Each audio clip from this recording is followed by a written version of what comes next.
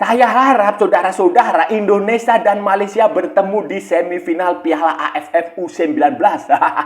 Dan kalau bertemu saudara-saudara, saran saya nggak usah gaduh, nggak usah ribut, nggak usah saling menghina, nggak usah saling menjelekkan. Kalian itu sesama muslim. Simpan tenaga kalian buat membantu perjuangan rakyat Palestina keluar dari penjajahan Israel. Itu jauh lebih berguna, jauh lebih bermanfaat daripada ribut, daripada gaduh sesama tetangga. Halo saudara-saudara, jumpa lagi dengan komentator gadungan di sini. Dengan komentator yang gadungan. Seperti biasa saudara-saudara, seperti biasa kalau kita sudah bertemu pasti akan ada yang kita bicarakan, akan ada yang kita perbincangkan, kita ulas, kita analisis, kita cakap, kita bacotin, kita apalagi kita cangkeman tentang sepak bola di seputaran Asia Tenggara, di negara-negara tetangga, negara-negara jiran, negara-negara sahabat, negara-negara serumpun, Indonesia, Malaysia, Thailand, Myanmar, Vietnam, Laos, Kamboja, Timor Leste, Singapura, Filipina, Brunei Darussalam, Australia, Wakanda, Konoha, negara api, negara angin, negara air, negara dongeng, dan sekitarnya. Semua akan kita bicarakan secara fair, secara jujur, secara adil, tanpa muatan politik, tanpa kebencian, tanpa provokasi, tidak ada hoax. Hanya berdasarkan fakta dan bukan klaim semata, baik yang sudah lama maupun yang terkini saudara-saudara. Bebas, bebas, bebas, bebas. Yang penting sopan. Jadi begini saudara-saudara, jadi begini. Saya ingin memberikan selamatlah kepada netizen. Kepada supporter Indonesia yang terus-menerus memberikan kritik, memberikan masukan, dan memberikan saran kepada Indra Safri, kepada Coach Indra Safri, dan kepada Tim Nasional Indonesia U19. Kenapa? Karena kritikan yang bagus itu dan kritikan membangun itu ternyata benar-benar didengarkan, kan? Dengan Indra Safri benar-benar mendengarkan masukan dari banyak pihak, khususnya terkait strategi, terkait taktik, terkait komposisi pemain di Piala AFF U19 ini, saudara-saudara. Lihat saja waktu pertandingan melawan Timor Leste. Ini terlepas ya, ini terlepas dari lawan Timor Leste yang ya anak bawang lah, yang ringan sekali, terlepas dari itu. Tetapi apa yang dikerjakan Indra Safri itu ternyata menurut saya, penilaian saya cukup bagus lah. Dia mampu mendengarkan masukan banyak orang untuk merotasi, untuk memberikan kesempatan kepada pemain-pemain yang tidak terlalu banyak digunakan pada pertandingan pertama melawan Filipina maupun pertandingan kedua melawan Kamboja, itu digunakan di pertandingan melawan Timor Leste ini, saudara-saudara. Lihat starting line-up-nya. Hanya sedikit pemain yang tulang punggungnya hanya sedikit pemain yang tidak diganti. Misalnya si Gifari, kemudian si Kadek, kemudian si Iqbal, itu tetap dimainkan. Nggak masalah karena itu memang tim itu seperti itu. Tapi selebihnya di situ ada Welber Jardim masuk starting line up. Kaviatur Rizky juga masuk dari starting line up. Kemudian Jan Streven juga masuk di starting line up. Ini kan sesuai dengan apa yang kita bahas sebelumnya, saudara-saudara, bahwa kesempatan seperti ini tuh harus dimanfaatkan untuk memainkan semua pemain. Dan ternyata Indra Safri melakukan itu. Sekarang kalau saudara-saudara lihat, itu berarti dia sudah memainkan 22 pemain, termasuk si penjaga gawangnya, si kipernya, si Arta Wiguna itu yang dia mainkan di babak kedua menggantikan Alkiver. Jadi total sudah ada 22 pemain yang digunakan Indra Safri dari 23. Satu pemain itu ya kiper ketiganya yang belum dimainkan. Jadi ya lumayan lah saudara-saudara, lumayan dia berani memainkan semua. Itu berarti dia di luar pakem, dan itu bagus karena ini hanya Piala AFF, hanya fase grup, lawannya juga tidak terlalu berat, bukan Australia, bukan Jepang, bukan Korea, bukan Argentina, bukan Brasil. Jadi ya memang kesempatan untuk menampilkan semua pemain terbaik itu harus dikerjakan saat menampilkan starting line up yang berbeda, saudara, dengan formasi yang cukup berbeda juga, 3-5-2. Alex Kamaru juga diberi kesempatan main. Muhammad Ragil atau siapa itu juga diberi kesempatan. Kan hasilnya terlihat. Bagaimana saudara-saudara melihat Jens Reven? Pemain keturunan yang tampilnya bagus lah, saudara-saudara. Ini Jens Reven tampil bagus, Kaviatur Rizky juga tampil bagus. Welber Jardim juga tampil bagus. Jan Reven bahkan bikin 2 gol, bikin 2 assist, dan Kalau dia tidak egois, saudara-saudara, dia bisa bikin hat-trick. Nah, itu kan luar biasa. Penyerang nomor 9 yang menurut saya, ya kalau kita mau hiperbola sedikit, hiperbola ya, walaupun saya tidak terlalu senang sebenarnya. Ya mirip-mirip dengan Pippo Inzaghi. Kalau saudara-saudara hidup di eranya Pippo Inzaghi, saudara-saudara akan tahu gaya bermainnya ya. Jens Reven gaya bermainnya mirip-mirip seperti Pippo Inzaghi. Mirip seperti Kurniawan Dwi Julianto. Itu karakternya seperti itu. Jadi hanya sprint di sekitar area penalti, kemudian agak sedikit pokoknya begitulah, itu karakternya Jens Reven yang menurut, dan itu terbukti dia luar biasa, saudara-saudara. Terlepas sekali lagi ya, terlepas dari lawan yang dihadapi adalah Timor Leste. Kemudian Kviato Rizky juga tampil bagus, saudara-saudara. Kviato Rizky juga tampil bagus, walaupun pada 2 pertandingan sebelumnya dia tidak mendapatkan kesempatan masuk starting line up. Kemudian si Welber Jardim itu manuvernya luar biasa, saudara-saudara, sampai akhirnya cedera atau apa ya itu ya. Ya semoga baik-baik saja lah. Semoga baik-baik saja si Welber Jardim bisa tampil di semifinal, bisa bermain bagus. Tapi pada intinya adalah ini tim yang bagus. Mereka bermain cukup bagus. Ya walaupun masih kurang sempurna ya, masih beberapa kali terlihat setelan pabrik. Masih terlihat setelan pabrik, tetapi secara umum lumayanlah, saudara-saudara. Cara bermainnya juga sudah bagus, dan terbukti sejak awal juga kita sudah bisa mencetak gol, berbeda dari pertandingan melawan Filipina maupun melawan Kamboja yang kita harus susah payah untuk mendapatkan gol di babak kedua, itu pun dari skenario bola mati. Saudara-saudara, selanjutnya ini kan kemenangan sudah jelas kan, Indonesia menjadi juara grup A. Dan sebagai juara grup A, Indonesia akan berhadapan dengan juara di grup C.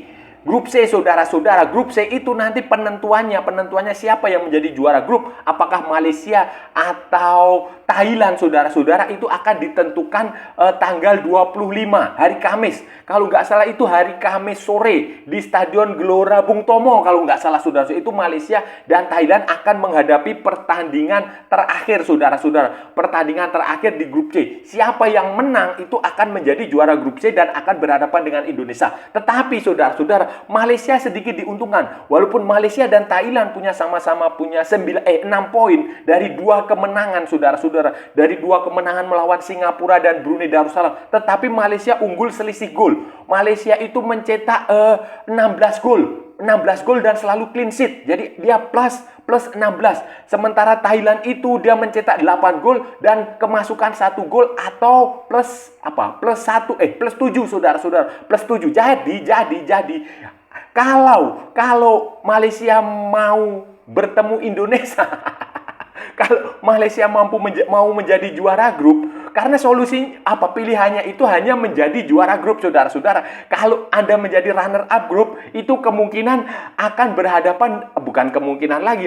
akan berhadapan dengan Australia. Ya, kemungkinan besar akan berhadapan dengan Australia. Tetapi kalau menjadi juara grup itu akan berhadapan dengan Indonesia. Dan menurut saya pilihan yang paling masuk akal ya bertemu Indonesia, saudara-saudara. Walaupun kita tahu nanti pasti akan mendapatkan teror supporter, pemain ke-12. Tetapi itu pilihan jauh lebih masuk akal daripada menghadapi Australia yang posturnya tinggi-tinggi, fisiknya besar-besar, cara mainnya juga sudah Eropa sekali, sangat simple, sangat sederhana. Dan untuk lolos ke semifinal, saudara-saudara, untuk menjadi juara grup C ini, saudara-saudara, saya kasih tahu ya, Malaysia hanya butuh hasil imbang. Malaysia imbang, skor berapapun Malaysia akan lolos, akan tampil di semifinal dan akan menghadapi tetangganya, sahabatnya, saudaranya Indonesia. Saudara-saudara, jujur ini ya, saya lebih memilih Indonesia bertemu dengan Malaysia. Itu saya lebih pilih Indonesia bertemu Malaysia. Kenapa? Kalau Indonesia bertemu Malaysia di final itu hasilnya sering kalah. Saya terus terang trauma dengan hasil di SEA Games 2011 dan Piala AFF 2010. Ketika Indonesia tampil melawan Malaysia di final, itu membuat saya trauma sampai sekarang, saudara-saudara. Jadi menurut saya lebih baik Indonesia bertemu dengan Malaysia di semifinal. Karena nanti kalau Indonesia ketemu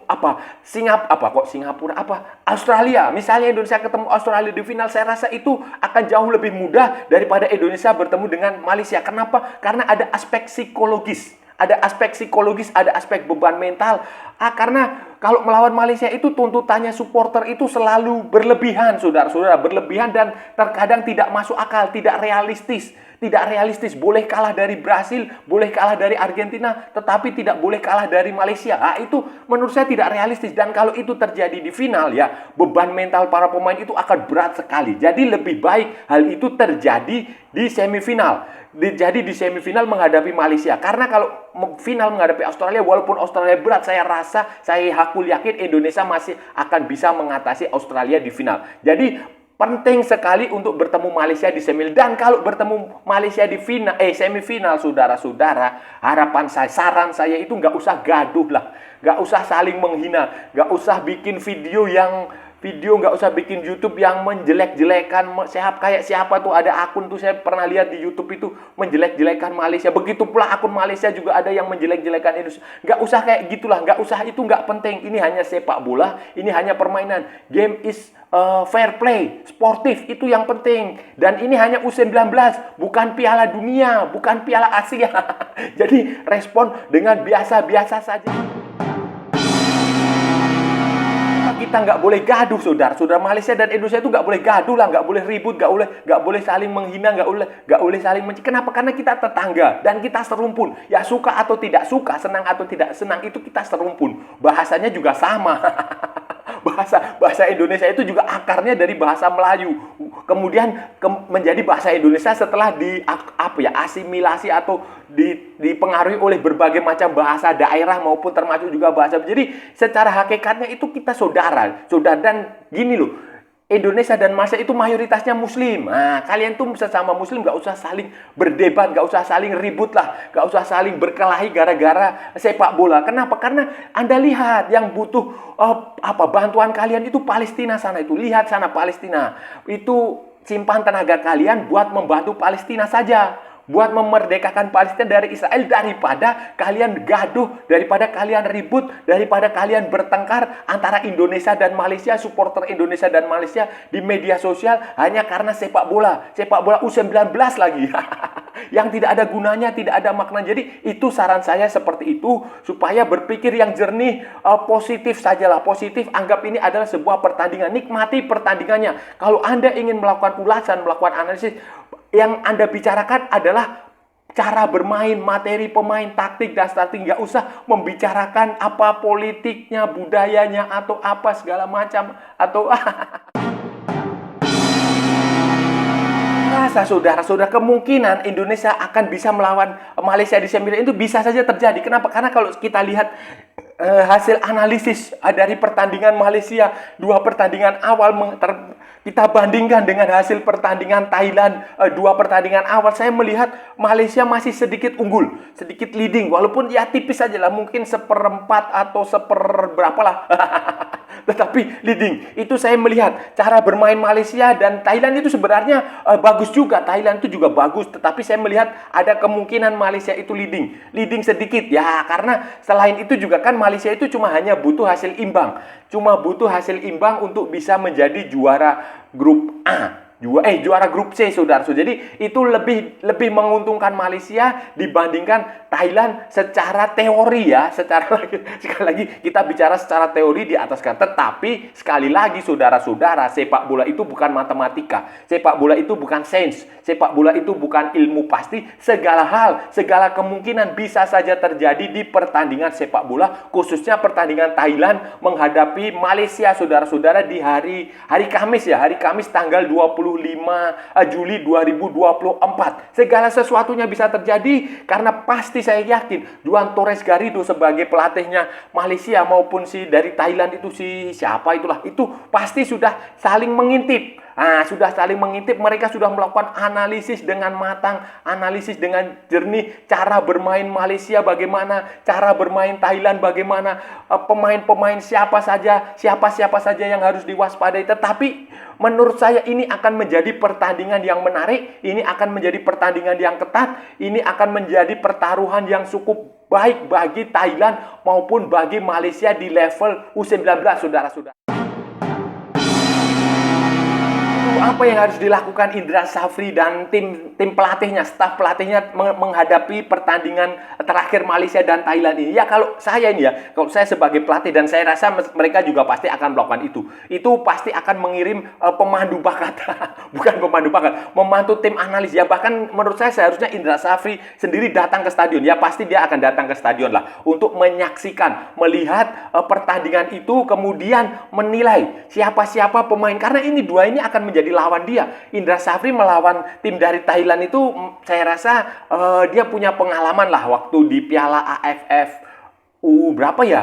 23 atau apa ya? Atau SEA Games itu dia juga lawan dari Thailand. Jadi, tetapi kan itu beda kasus, beda kelas, beda pemain, beda materi. Tetapi secara psikologis Indra Safri punya pengalaman yang cukup bagus melawan Thailand. Yang memang agak susah itu ya Malaysia. Karena itu butuh pemahaman, butuh dia datang ke stadion untuk menyaksikan itu. Dan saya yakin pasti dia akan melakukan itu. Ya pelatih tidak mungkin lah dia ketika calon lawannya bertanding, dua calon lawannya bertanding, dia tidur di rumah, tidur di hotel atau ngapain, pasti dia akan datang ke stadion, dia akan mengamati jalannya pertandingan. Itu pas termasuk juga pertandingan Australia sebelumnya pasti dia juga sudah mengamati itu. Dan itu penting untuk menerapkan taktik dan strategi yang akan digunakan. Jadi kalau melawan Malaysia, melawan Thailand atau melawan Australia itu nanti levelnya akan berbeda dengan ketika melawan Filipina, berbeda ketika melawan Kamboja atau ketika melawan Timor Leste. Kenapa? Karena mereka pasti akan jauh lebih bagus secara individu, jauh lebih baik secara tim, kemudian jauh lebih rapi, jauh lebih terstruktur, dan mereka jauh secara mental juga jauh lebih siap dibandingkan Filipina, dibandingkan Kamboja, dibandingkan Timor Leste. Jadi saya harap itu dimanfaatkan baik-baik untuk melakukan analisis, menilai siapa-siapa saja pemain yang harus diwaspadai, bagaimana cara menyerang, bagaimana cara bertahan supaya Indonesia bisa sukses. Bisa memenangkan pertandingan semifinal, bisa memenangkan pertandingan final, juara, dan nanti di kualifikasi Piala Asia U20 itu bisa lolos ke Piala Asia. Nah, saudara-saudara, itu tadi pembahasan kita hari ini, saudara-saudara. Kita sudah bicara panjang lebar dari A sampai Z, dari barat sampai ke timur, dari utara sampai ke selatan. Kita sudah memperbincangkan, mengulas, menganalisis dari Sabang sampai Merauke, dari Pulau Rote sampai Pulau Miangas. Semua sudah kita bicarakan, semua sudah kita ulas tentang tim nasional Indonesia U19 yang melakukan perubahan taktik dan strategi, komposisi pemain, starting line up-nya yang berubah sama sekali dari dua pertandingan awal. Hanya ada beberapa pemain yang dipertahankan dan terbukti, bukan saudara-saudara, terbukti bukan apa yang saya sarankan, apa yang banyak orang katakan, supaya Indra Safri melakukan variasi serangan, supaya Indra Safri mencoba semua pemain, ternyata dibuktikan dan hasilnya lumayan. Terlepas ini ya, terlepas dari lawannya Timor Leste, saudara-saudara, terlepas dari lawannya Timor Leste, tapi keputusan dia memasukkan Jens Schreven dari starting line up, kemudian Caviato Rizky, Welber Jardim, terus ada si Alex Kamaru juga main di situ, kemudian Arta Wiguna masuk di babak kedua menggantikan Al-Ghifari, kipernya itu ternyata membuahkan hasil yang cukup bagus. Jadi semua sekarang ada total 22 pemain yang sudah digunakan, hanya ada satu kiper yang belum sempat dimainkan. Jadi itu bagus dan hasilnya kan terlihat sekali, saudara-saudara. Jens Schreven bikin 2 gol, bikin 1 assist, Caviato Rizky juga bikin gol, juga bikin assist yang cantik. Jadi itulah saudara-saudara, itulah kalau sepak bola itu bukan hanya mengandalkan satu tim saja, terus itu saja yang dimainkan, taktiknya begitu-begitu saja, strateginya begitu-begitu saja. Tidak. Ternyata ketika Indra Safri berani melakukan rotasi, berani mencoba pemain lain, berani memasukkan pemain-pemain yang jarang mendapatkan kesempatan di starting line up, kan hasilnya kan luar biasa, saudara-saudara. Hasilnya luar biasa. Itulah yang kita harapkan. Jadi kita memberikan kritik, memberikan masukan itu membangun. Ini bukan kita benci, bukan, tetapi justru kita cinta kepada tim ini. Karena kita cinta kepada sesuatu yang kita sayangi, kita cintai, maka kita harus memberikan masukan yang membangun, memberikan saran. Ini bukan nyinyir, saudara-saudara. Kenapa? Karena saya selalu memberikan ada solusinya di situ, kan. Kalau saudara perhatikan, ada solusinya. Tidak selalu menjelek-jelekan, tidak selalu menyinyir seperti Bung siapa itu ya. Bung siapa itu yang tidak ada solusi, yang mengasih solusi tidak logis. Nah, jadi itu saudara-saudara, dan saya harap Indonesia bertemu dengan Malaysia di semifinal. Dan kalau bertemu dengan Malaysia di semifinal, tolong jangan gaduh, tolong jangan ribut, tolong jangan saling menghina, jangan bertengkar. Kenapa? Karena kalian tuh sesama muslim. Lihat saudara-saudara kalian di Palestina sana. Itu tenaga kalian simpan saja untuk berjuang membebaskan Palestina dari Israel. Itu jauh lebih berguna daripada hanya bacotan di media sosial Malaysia lawan Indonesia.